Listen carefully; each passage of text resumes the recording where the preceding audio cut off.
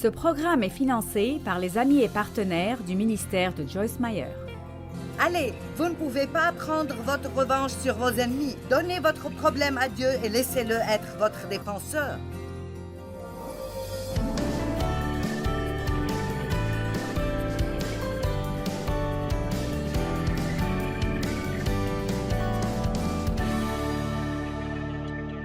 Combien d'entre vous réalisent que parfois nous avons des problèmes dans notre vie, des choses qui nous blessent, et ça n'a aucun sens de continuer à faire la même chose encore et encore, mais toutefois, nous ne voulons pas nous débarrasser de nos problèmes. Ok, je veux vous montrer un petit clip, et nous avons pris l'autorisation de le montrer.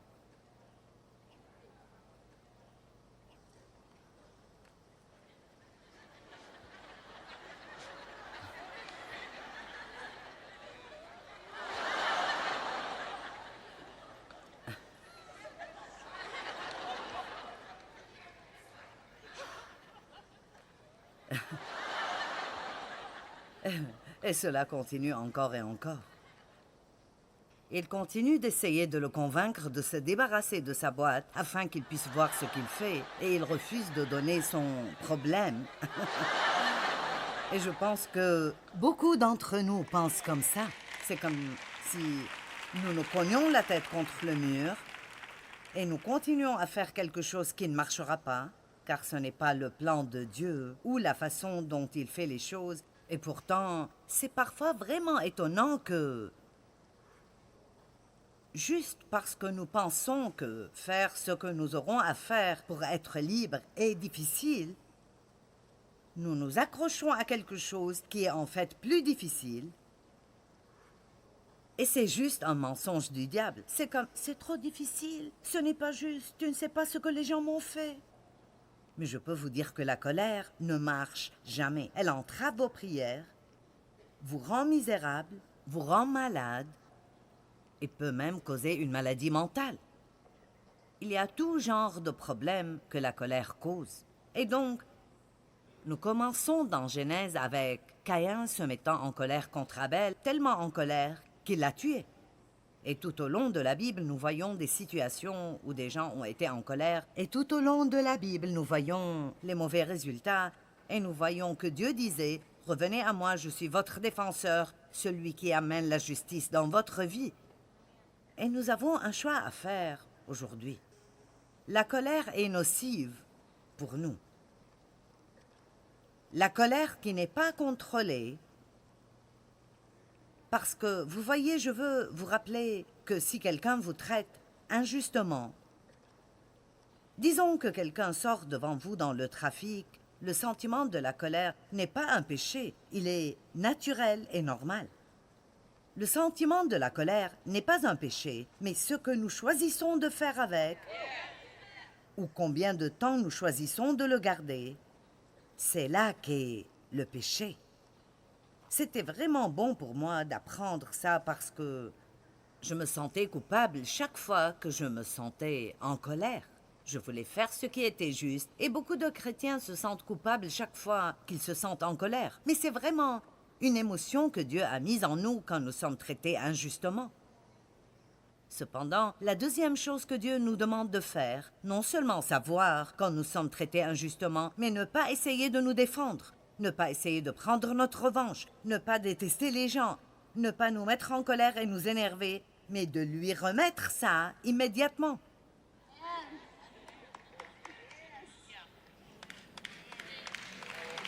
Ça s'appelle relâcher votre boîte. Remettez-la lui et laissez-le être votre défenseur. Dieu peut ne pas agir aussi rapidement que vous auriez aimé qu'il le fasse. Il peut ne pas le faire de la façon qui vous plaît. Mais Dieu nous défendra parce que, écoutez-moi bien, Dieu n'aime pas quand les gens maltraitent ses enfants.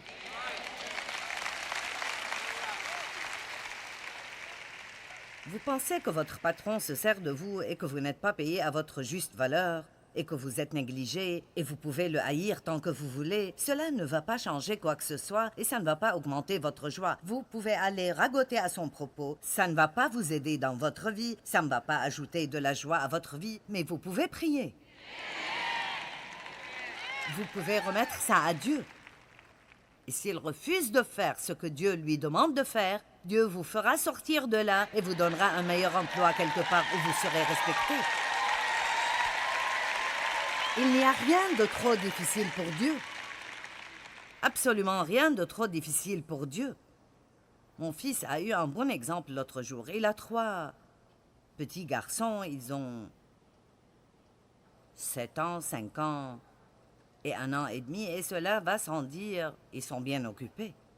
Et il est le directeur de tout notre ministère national, donc il est bien occupé. Mais il a dit, Dieu m'a montré un bon exemple l'autre jour. Il a dit, mes garçons croient tout ce que je leur dis. Et il a dit, ils pensent absolument que je peux tout faire. Il a dit, si je leur dis que je vais remplir cette piscine-là avec de l'essence, la mettre en feu et sauter dedans, ils diraient OK. Ils le croiraient. Et il a dit, c'est comme ça que Dieu veut que nous soyons avec lui. Pour que quoi que soit impossible et incroyable ce qu'il nous dit, ça ne pose pas de problème pour nous. Ainsi, si Dieu dit, je vous rétribuerai vos peines passées, je ne veux pas que vous soyez en colère, ni que vous soyez amer, ni que vous laissiez ce que les gens vous ont fait détruire votre vie. Parce que laissez-moi vous dire, il y aura toujours quelqu'un qui vous fera quelque chose. Vous n'avez pas besoin de regarder loin pour trouver une excuse pour être en colère. N'est-ce pas? Vous pouvez vous mettre en colère à cause de ce que quelqu'un vous a fait ou à cause de ce qu'ils se font à eux-mêmes, ou bien même à cause de toutes les injustices dans le monde. Mais j'ai trouvé que si je n'aime pas toutes les choses qui se passent dans ma vie, la meilleure façon d'y répondre est de faire quelque chose de bien. Si vous voulez rendre le diable furieux alors qu'il vous jette son meilleur sort, soyez une bénédiction pour quelqu'un et voyez le résultat. Je partage probablement cette écriture dans chaque séminaire que je fais. Et cette écriture est dans Romains 12, 21, qui dit que nous surmontons le mal avec le bien. Si vous n'avez pas encore appris ça, vous devez l'apprendre. Vous ne pouvez pas combattre le mal avec le mal, mais vous pouvez le combattre avec le bien et gagner à chaque fois. À chaque fois. Ecclésiaste 7, 9 dit que c'est sur le sein des gens stupides que repose la contrariété. Ça veut dire que les gens qui ont eu des choses qui leur sont arrivées et qui les laissent en eux, et ils restent en colère et amers. Savez-vous que certaines personnes présentes ici aujourd'hui, ou qui regardent à la télévision ou écoutent un enregistrement, vous avez laissé quelque chose que quelqu'un vous a fait il y a longtemps, peut-être même il y a des années et des années. Vous volez la meilleure vie que Dieu a pour vous. Et aujourd'hui est le temps pour vous de laisser ce problème, et laisser votre boîte et décider que vous allez laisser Dieu être votre défenseur dans la vie.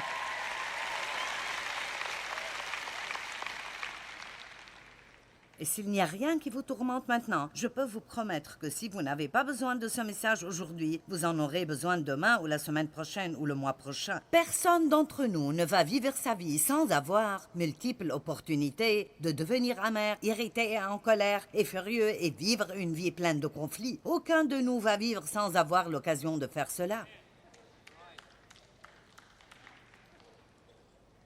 Mettez-vous en colère et ne péchez pas, dit Éphésiens. J'aime ça, parce que je pensais qu'avoir le sentiment de la colère était un péché. Mais écoutez, la tentation n'est pas le péché. M'avez-vous entendu? Vous êtes tentés de pécher, mais je pense que c'est une grande victoire quand nous sommes tentés de pécher et nous pouvons exercer le fruit du contrôle de soi et dire non.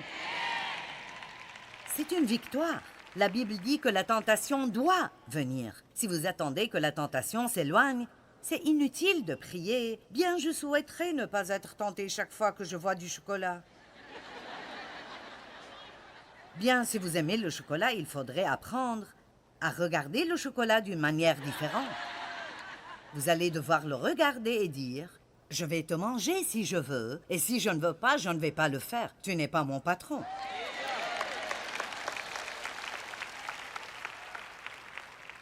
Nous avons mangé dans un restaurant local hier, et à la fin du repas, le garçon a dit « Nous venons de sortir des gâteaux du four. » Et il a dit « Attendez 5 minutes, et nous allons vous en apporter quelques-uns comme cadeau. » Et il a dit « Je vous garantis, vous ne serez pas capable d'y résister. » Et j'ai dit « Si, je vais le faire. » Et je ne dis pas ça comme si je disais « Regardez comme je suis forte. » Mais j'ai dû apprendre dans ma vie que si je veux me sentir en forme, je dois avoir des limites sur ce que je fais. Ce n'est pas que vous pouvez faire toute chose avec modération, mais vous ne pouvez pas faire tout ce que vous voulez tous les jours. Vous ne pouvez pas dépenser tout l'argent que vous voulez sans finir par être endetté. Vous ne pouvez pas dire tout ce que vous voulez dire sans ruiner les relations. Est-ce que vous êtes là aujourd'hui?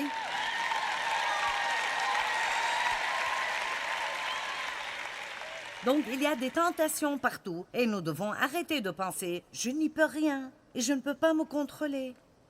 Dieu ne nous demande jamais de faire ou de ne pas faire quelque chose sans nous donner la capacité de le faire. Donc, si Dieu dit « Pardonnez, je serai votre récompense », ne prenez pas votre revanche et ne laissez pas le soleil se coucher sur votre colère. Alors nous pouvons faire avec l'aide de Dieu ce qu'il nous demande de faire. Et la première chose à faire pour être capable de le faire est de croire que vous pouvez le faire. Quand nous sommes insensés et nous laissons la contrariété en nous, parfois nous faisons des choses que nous passerons notre vie à regretter, ou nous disons des choses que nous regrettons vraiment, vraiment plus tard. Donc, vous avez entendu un homme hier. Et si vous n'étiez pas ici, son histoire était que sa mère a été tuée par un chauffeur saoul quand il avait 13 ans. Est-ce exact, mon frère? C'est ce qui est arrivé? Oui.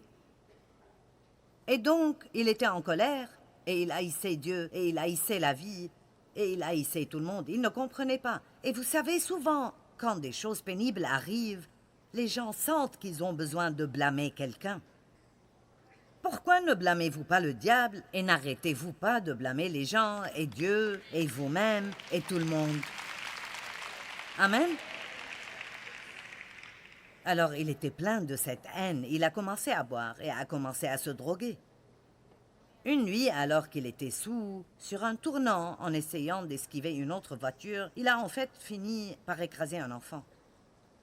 Il a été mis en prison pour un nombre d'années. Et pendant qu'il y était, il a reçu un livre à travers notre ministère de prison et, en résumé, quand il est sorti de prison, il est venu à une de nos conférences et a donné sa vie au Seigneur. Mais ce qui est intéressant est que la même chose qui était arrivée à sa mère, il a fini par la faire.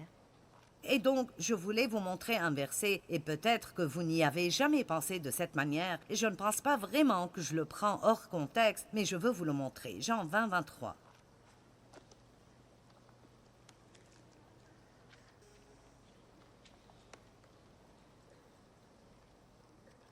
Ayant reçu le Saint-Esprit et étant dirigé et guidé par lui, il parle aux apôtres, Jésus avait été ressuscité, il souffla sur eux et leur dit « Recevez le Saint-Esprit. Ceux à qui vous pardonnerez les péchés, ils leur seront pardonnés, et ceux à qui vous les retiendrez, ils leur seront retenus. » Maintenant, laissons cela sur l'écran parce que je veux partager cela de plusieurs façons. D'abord, pour pouvoir pardonner aux gens, nous avons besoin de la puissance du Saint-Esprit. Si quelqu'un vous fait du mal, n'essayez pas juste de pardonner. Vous pouvez prendre la décision de pardonner et de prier pour les gens, mais vous ne pouvez pas changer vos sentiments. Seul Dieu peut faire ça. Et donc, quand vous êtes blessé, que ce soit une blessure majeure ou mineure, Saint-Esprit, aide-moi. Aide-moi. Aide-moi à surmonter cela et à pardonner. N'attendez pas. Plus vous attendez, plus cela va s'ancrer profondément en vous. Plus vous y pensez, plus ce sera difficile de vous en débarrasser. Dès que vous êtes offensé, au moment où vous vous mettez en colère, commencez à prier. Dieu, je ne vais pas vivre avec l'offense ni avec la colère. Aide-moi à m'en débarrasser. Qui voudrait faire ça? Tout de suite. Tout de suite. J'aime ce que 1 Pierre 5 dit, résistez le diable dès le départ. J'aime ça. Ne jouez pas avec le diable. C'est comme j'ai dit hier, ne jouez pas avec le feu en faisant appel à des voyants ou en laissant quelqu'un lire les lignes de vos mains et ne barbotez pas dans ce genre de choses. Nous n'avons pas besoin de rester autour de ces choses qui nous blessent. Faites ce que la parole dit, résistez le diable dès le départ. Je ne vais pas vivre en colère, je ne vais pas rester amer. Saint-Esprit, aide-moi.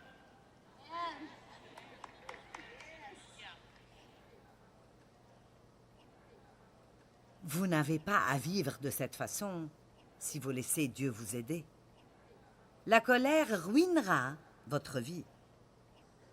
Donc, nous avons besoin de l'Esprit Saint. Et je pense qu'il dit dans ce contexte, recevez le Saint-Esprit, maintenant vous pouvez pardonner aux autres. Mais il y a quelque chose ici qui, je crois, a un contexte différent. Si vous pardonnez les péchés de quelqu'un, ils sont pardonnés. Si vous retenez leurs péchés, si vous les retenez, ils sont retenus. Et je pense que si nous les gardons en nous et ils sont retenus, alors nous pouvons en fait nous retourner et faire la même chose qui nous a été faite.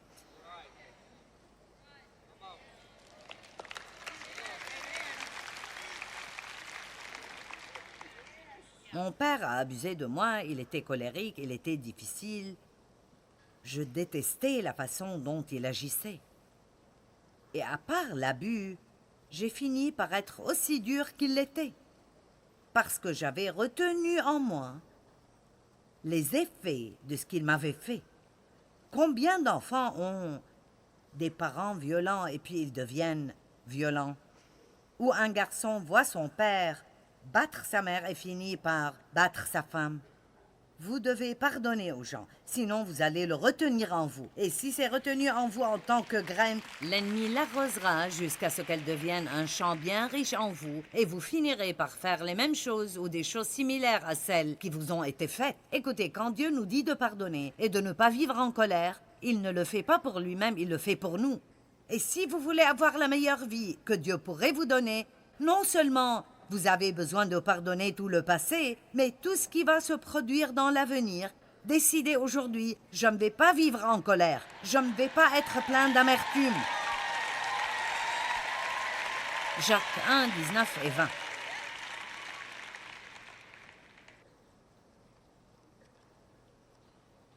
Quelqu'un a-t-il besoin de cela aujourd'hui? Si vous n'en avez pas besoin maintenant, le jour viendra.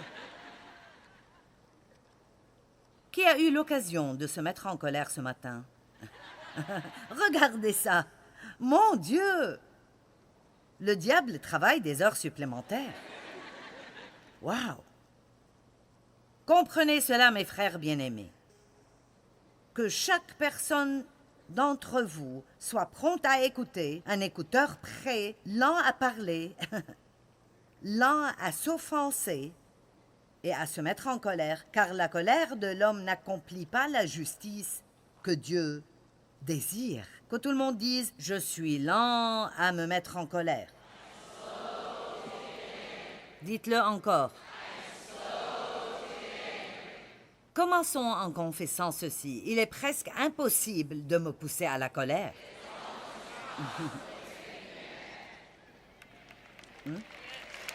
Amen. Cela ne semble-t-il pas bon? D'accord. Je suis contente que Dieu est comme ça. Ouh! Il pourrait pousser une crise de colère par minute s'il n'était pas lent à la colère. Psaume 103, 8 et 9.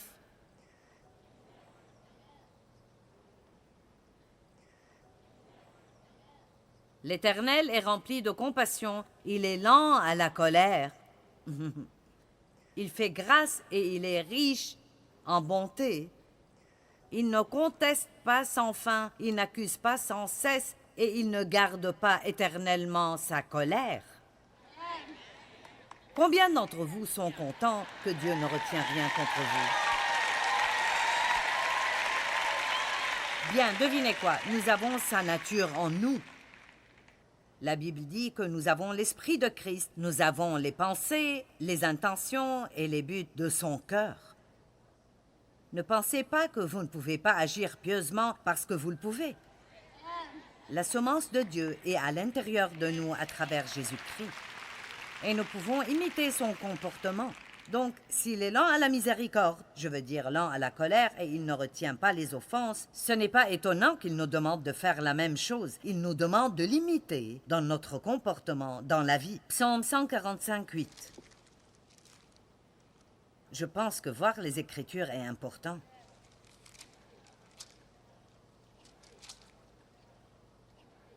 L'Éternel fait grâce, il est rempli de compassion, il est lent à la colère, et plein de miséricorde, et grand par sa bonté. Maintenant, regardons Éphésiens 4, 26 et 27.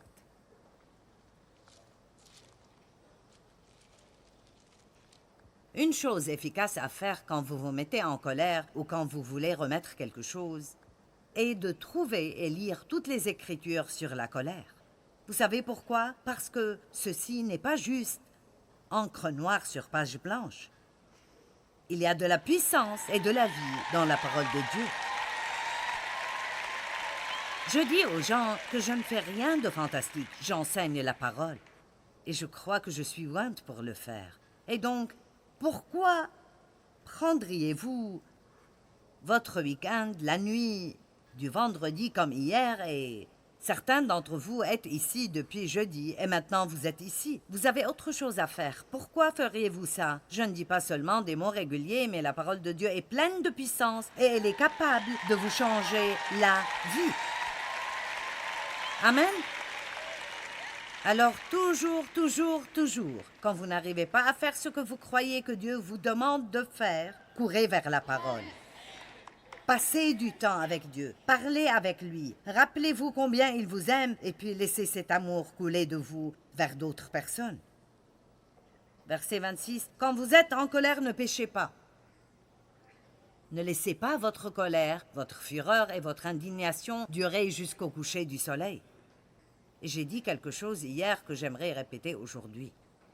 Formez l'habitude quand vous allez au lit le soir de prendre quelques minutes avant de vous endormir, sans faire toute une expédition dans la condamnation, mais simplement de vous demander, est-ce que je suis en colère pour quoi que ce soit ou contre quelqu'un? Et occupez-vous de ça jusqu'à ce que vous puissiez dire au Seigneur, je suis heureuse de dire que par ta grâce, je ne suis en colère contre personne et maintenant je peux aller me coucher. Si vous vous couchez en colère, vous vous réveillerez en colère. Il y a des gens ici aujourd'hui qui se sont couchés en colère hier et vous pensez, oh, est-ce que tu devais parler de ça? Mais voici une des choses importantes. Ne laissez pas d'emprise au diable. Ne lui donnez aucune opportunité. Donc, de nouveau, Dieu dit que quand vous faites ça, vous ouvrez une porte au diable. Ne lui donnez pas ce genre d'opportunité. Verset 30, n'attristez pas le Saint-Esprit. N'offensez pas le Saint-Esprit par lequel vous avez été scellés et marqués d'une empreinte pour le jour de votre rédemption et votre libération du mal et des conséquences du péché à travers Christ. Ça m'attriste de penser que je pourrais attrister le Saint-Esprit. Eh bien, notre relation avec Dieu est tellement précieuse et le Saint-Esprit vient vivre en nous pour nous amener la présence de Dieu. C'est le plus précieux trésor que nous avons.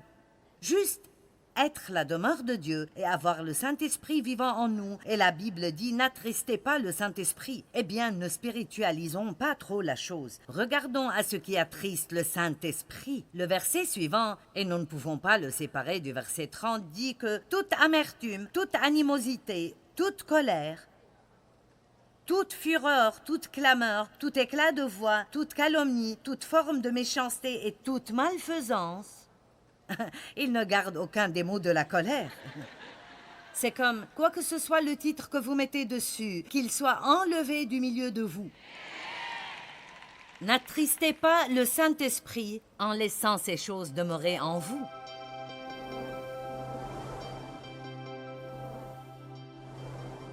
Je veux vous encourager à ne pas laisser un moment de colère incontrôlée vous mettre dans une position où vous finirez par payer le prix pour des années et des années à venir.